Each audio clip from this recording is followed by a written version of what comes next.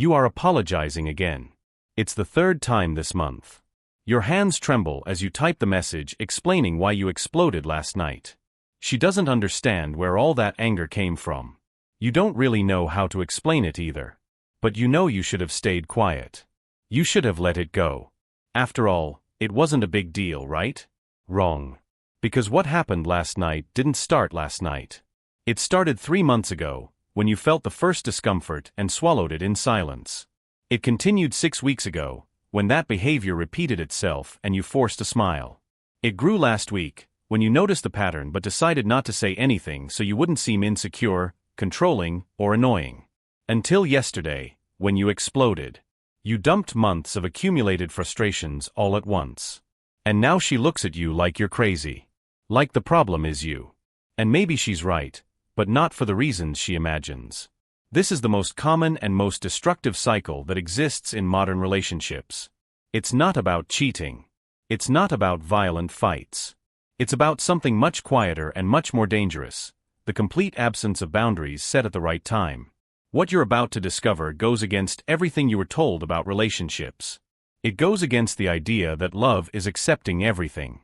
It goes against the myth that a confident man isn't bothered by anything. It goes against the belief that setting boundaries is being controlling. The truth is harsh. You are teaching the people around you to disrespect you. And you are doing this exactly when you think you are being understanding, mature, and calm. Let's start from the beginning. You meet someone. The connection is good. The first weeks are intense. Everything flows. You feel comfortable, she seems interested, and little by little it turns into something more serious. Up to this point, nothing is wrong. But then it happens. Something small. She makes a comment about an ex that slightly bothers you. Or she spends too much time replying to someone's messages while you're together. Or she speaks rudely about you in front of friends. Or she cancels plans at the last minute without much notice. You feel it.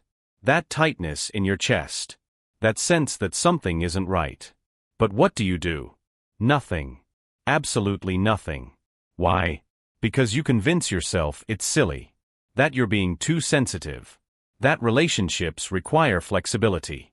That women need freedom. That real men don't care about these small things. So you swallow it. Take a deep breath. Change the subject. Pretend everything is fine.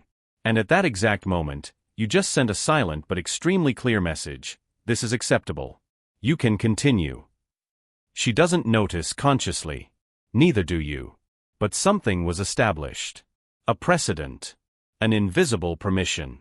A week later, it happens again. Only now with a bit more intensity. And again you say nothing. Because now you've already let it slide once, so it would be strange to complain only now, right? You missed the moment. 2 more weeks pass. It happens again. Now you're truly bothered. But weeks have already gone by. How are you going to bring this up now without seeming like you've been holding a grudge? Without seeming insecure? Without starting a huge fight over something you yourself accepted before? So you stay silent. But now the silence has a different weight. It's no longer neutrality. It's resentment disguised as understanding. And here's what you still don't understand. For her, everything is fine. From her point of view, there is no problem at all. You never said anything. You never showed real discomfort. You never established that it bothered you. Meanwhile, inside you, an account is being kept. Each episode is a deposit of frustration. Every time you swallow it, the number goes up. You are building a stockpile of anger that one day will need an outlet. Months go by. You are different. More distant. More irritated by small things. Less present. She notices the change, but doesn't connect it to the previous behaviors. How could she? You never said there was a connection. Until one day, over something completely disproportionate to the trigger, you explode. It might be a sentence. A look. A random comment. But this time you can't take it anymore. Everything that was stored comes out at once. You talk about things from 3 months ago as if they happened yesterday. You bring up situations she doesn't even remember anymore. You accuse, question, vent. And to her, it seems to come out of nowhere. It seems disproportionate. It seems like something from someone unbalanced. Because from her point of view, Nothing was wrong until you suddenly freaked out. The conversation ends badly. You realize you said too much. That you were out of control. That you scared her. And then comes the worst part, you apologize. Not for having boundaries, but for having exploded. And in that apology, you just confirmed her narrative. You were wrong. You overreacted. You are the problematic one. The real problem wasn't that she did those things. The real problem is that you let her think everything was fine when it wasn't. If you're enjoying this content, subscribe to the channel and leave your like. And comment below which city or country you're watching from. I want to know where this topic is reaching. Now comes the part that hurts. This isn't her fault. It's yours. Not because you didn't have reasons to be bothered, but because you had the responsibility to communicate those reasons at the right time, in the right way. And you didn't. You waited for the worst possible moment. You waited to accumulate. You waited until you were at the limit. And then you tried to establish boundaries through an emotional explosion. And explosions never generate respect. Only fear, confusion, or distance. Here's what no one told you. Boundaries are not something you impose when you're at the limit. Boundaries are something you communicate when you're still calm, in control, and without accumulated resentment. But how do you do that? How do you establish boundaries without seeming controlling? Without creating conflict? Without pushing her away? That's exactly what most people don't understand. And that's why most people fail. Because there is a brutal difference between setting boundaries and trying to control someone. And if you don't know that difference, you'll get it wrong no matter how you try. Control is when you try to change her behavior to fit what you want. A boundary is when you communicate what you accept and let her decide whether she wants to adapt or not. It seems subtle, but this difference changes everything. When you try to control, you are saying, "You need to stop doing this because I want you to." When you set a boundary, you are saying, "I don't accept this in my life." You choose what you want to do with this information. One puts the responsibility on her. The other puts the responsibility on you. And only one of them generates real respect. But here's the problem, most men do neither. They stay in that pathetic middle ground of complaining without consequences. They say they're bothered, but they keep accepting the behavior. They express discomfort, but they don't take any action.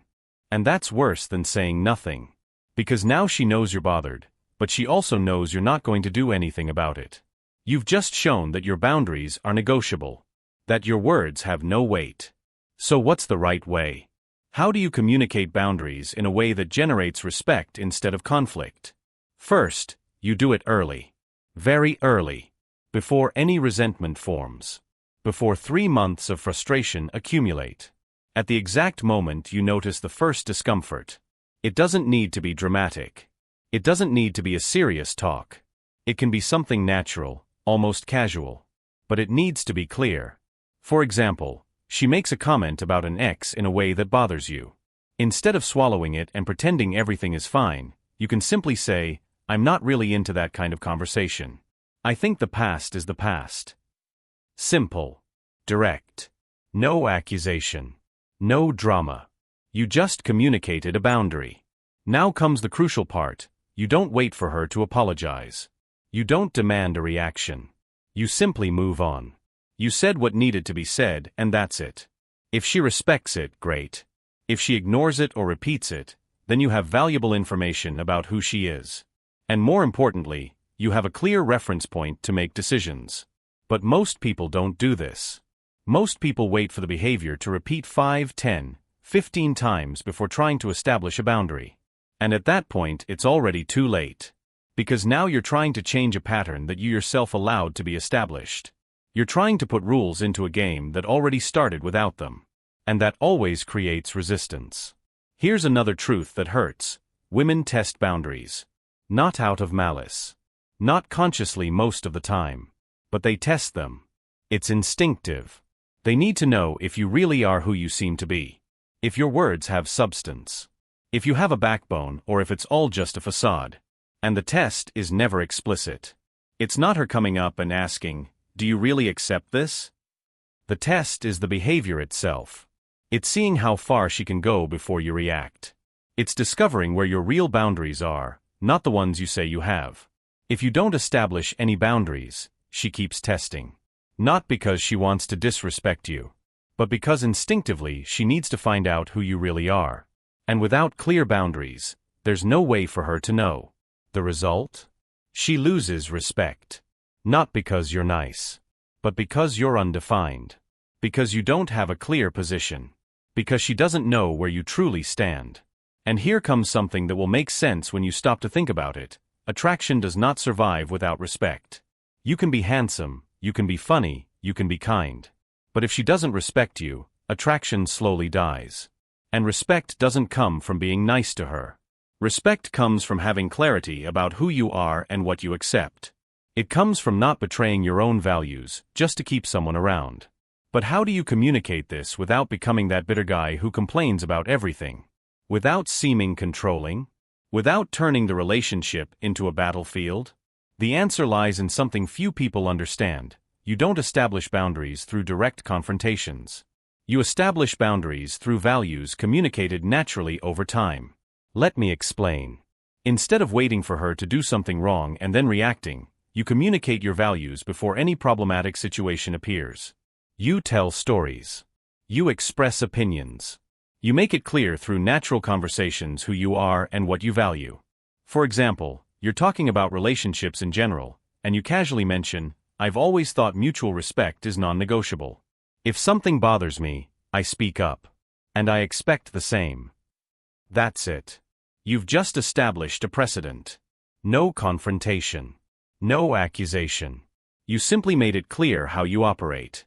When something happens in the future, you're not creating a new rule. You're just being consistent with what you already communicated. And that completely changes the dynamic. Because now it's not about controlling her. It's about you being faithful to who you already said you were. But there's another fundamental element that no one talks about: consequences. Boundaries without consequences are just suggestions. If you say something bothers you but keep accepting it, you haven't set a boundary. You've just complained. The consequence doesn't need to be dramatic. It doesn't need to be punishment. But it needs to exist. It can simply be emotional distance. You don't fight, you don't over-explain, you don't try to convince. You just pull back a little. You become less available. Less emotionally present. And here's what's interesting: when you do this without drama, without exaggerated explanations, without trying to manipulate, she notices. And she notices in a much deeper way than any argument would cause. Because you're showing through actions, not words. You're demonstrating that your words carry weight. That when you say something, there is substance behind it. But most people do the opposite.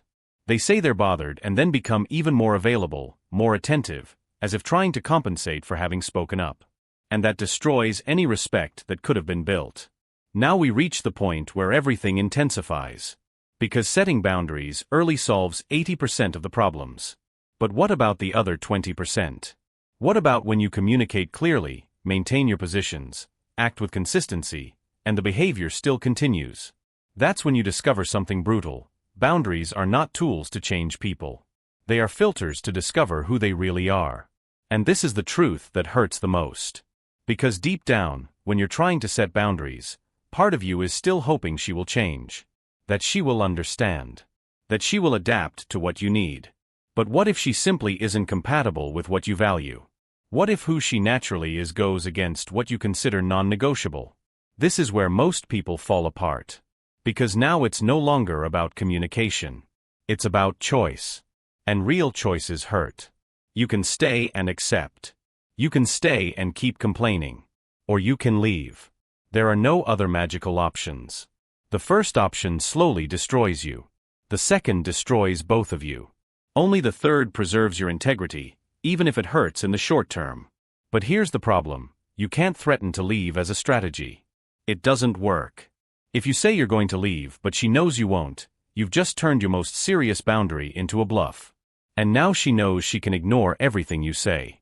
You can only set a real boundary if you are genuinely willing to live with its consequence. If you say you don't accept something but keep accepting it, you lied. To her and to yourself. And that creates something terrible: you start to hate yourself. Because deep down you know you're betraying your own values. You know you're accepting less than you deserve. You know you're pretending to be someone you're not just to keep someone around. That internal hatred eventually turns into anger. And that anger always finds a target. Sometimes it's her. Sometimes it's other people. But most of the time, it's yourself. Because in the end, no one wants to be with someone who accepts anything. Not out of malice. But because instinctively this communicates low value. It communicates that you don't have options. That you need her more than she needs you. And relationships don't survive that imbalance. It may take months, it may take years. But eventually it collapses. So what do you do when you reach this point? When you've already communicated, already established consequences, already demonstrated consistency, and nothing changed. You make the hardest and most liberating decision at the same time. You choose yourself. Not with anger. Not with resentment. Not trying to punish her. But simply recognizing that you both value different things. And that's okay. She's not a villain. You're not a victim. You're just not compatible in the way you need to be. And when you truly make that decision, something interesting happens. One of two things: either she realizes you were serious and genuinely changes, or she lets you go. And both responses give you the information you needed. If she changes, you discovered that she valued you more than she valued the behavior. If she lets you go, you discovered that the behavior was more important to her than you. Either way, you gained clarity. But here's the crucial point: you can't use this as manipulation. You can't pretend you're leaving hoping she'll chase you. Because if you're not truly willing to leave, she'll feel it. And she'll ignore it. You need to be genuinely at peace with the possibility of losing her. You need to value your integrity more than you value her company. And that's not selfishness. It's self-respect. Because relationships are not about sacrificing who you are. They're about finding someone with whom you can be who you are and still feel valued. And if you need to betray your values, swallow constant discomfort, pretend everything is fine when it's not, then it's not a relationship. It's voluntary imprisonment. But there's something deeper happening here. Something that goes beyond romantic relationships. This pattern of not setting boundaries contaminates every area of your life. At work, you accept absurd demands. With friends, you tolerate disrespect. With family, you swallow unrealistic expectations. And in all these contexts, you're teaching people that your boundaries are negotiable. The result? You live an entire life being who others need you to be, never who you truly are. And that's not life. It's survival disguised as adaptation. So when you finally understand that you need to set boundaries, it's not just about her. It's about reclaiming your own identity. It's about stopping molding yourself to fit into spaces that were never made for you. And yes, some people will leave when you do this. Some relationships will end. Some friendships will dissolve. But what remains are real connections with people who value you for who you truly are, not for how convenient you are. So let's summarize everything in a practical way. How do you actually make this work in real life? How do you get out of this destructive cycle and build relationships where your boundaries are naturally respected? First, you stop waiting for the perfect moment. It doesn't exist. The right moment to set a boundary is always the moment you realize it exists. Not tomorrow. Not after you accumulate more evidence. Now. Second, you communicate values before you communicate boundaries. In the first weeks of any relationship, you make it clear through natural conversations who you are. You tell stories that reveal your principles. You express opinions that show what you value. You're not laying down rules. You're showing your identity. When she knows your values early, setting boundaries later is not a surprise. It's just consistency. You're not changing the rules of the game. You're playing the way you always said you would. Third, you act immediately when you feel discomfort. It doesn't have to be a confrontation. It can be something simple. A sentence. A behavioral adjustment. A subtle demonstration that this doesn't work for you. But it has to be immediate. Waiting turns communication into accusation. Fourth, you replace explanations with actions. Most people try to convince the other person through endless arguments. They explain why they're bothered. They justify their boundaries. They try to make the person understand rationally. But respect doesn't come from rational understanding. It comes from real consequences. When you say something and act accordingly, you're teaching that your words matter. When you say something and do nothing, you're teaching that your words are just noise. Fifth, you understand that compatibility matters more than commitment. You can't force someone to be different from who they are. And you shouldn't. If your fundamental values are incompatible, no amount of communication will fix it. You need the courage to recognize that and move on. Sixth, you keep your willingness to leave real. Not as a threat. Not as manipulation. But as internal truth.